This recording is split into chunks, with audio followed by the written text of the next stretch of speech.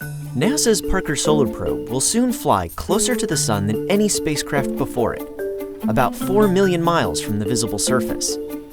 But getting that close to the Sun requires some fancy orbital mechanics. It takes 55 times more energy to go to the Sun than it does to go to Mars. Why is it so hard to get to the Sun? The answer is related to why Earth doesn't just fall straight into the Sun, despite the strong gravitational attraction.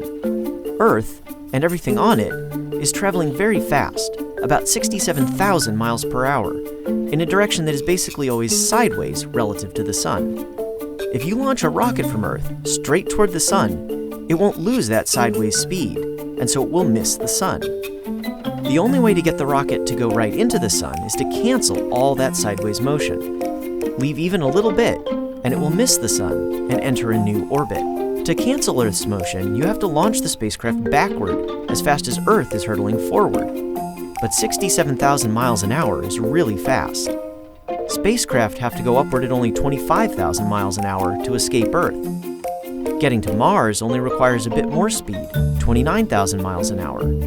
New Horizons, which NASA sent rushing out to Pluto, managed 36,000 miles per hour, or a little more than half what it would have to do to hit the Sun instead.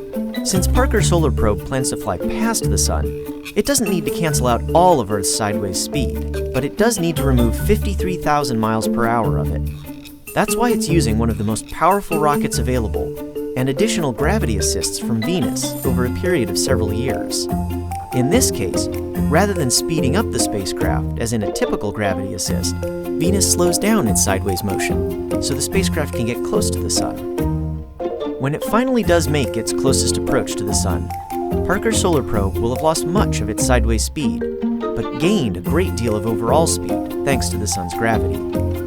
Parker Solar Probe will hurtle past the Sun at 430,000 miles an hour, the very first human-made object to get that close.